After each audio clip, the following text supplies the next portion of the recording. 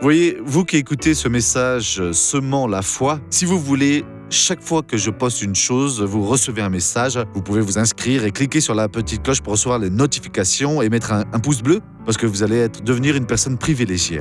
Que Dieu vous bénisse.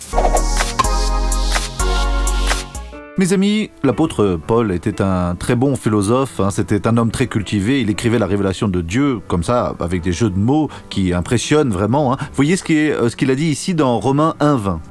En effet, ce qui est chez lui est invisible, sa puissance éternelle et sa divinité se voient fort depuis la création du monde. Quand l'intelligence le décerne par ses ouvrages, ils sont donc inexcusables.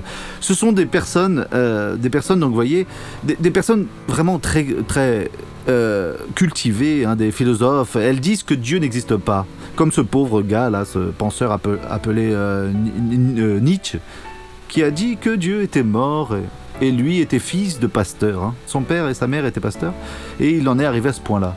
Après, il s'est suicidé, vous voyez. Donc, ce qui est bon, c'est que nous comprenons la parole et nous devons rendre gloire à Dieu et payer alors ce qui a été fait pour nous en enseignant à d'autres personnes. Dieu va être heureux.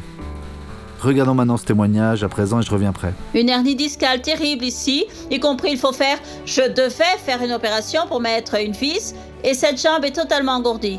J'ai cru en la parole maintenant, dans la prière. C'est fini. Terminé. Elle est guérie. Jésus. Et maintenant vous pouvez remuer. Oh, gloire à Dieu. Voyez cela, elle est guérie. À présent, je reviens pour prier avec vous. Père, au nom de Jésus, ma foi est reliée à la vie de cette personne.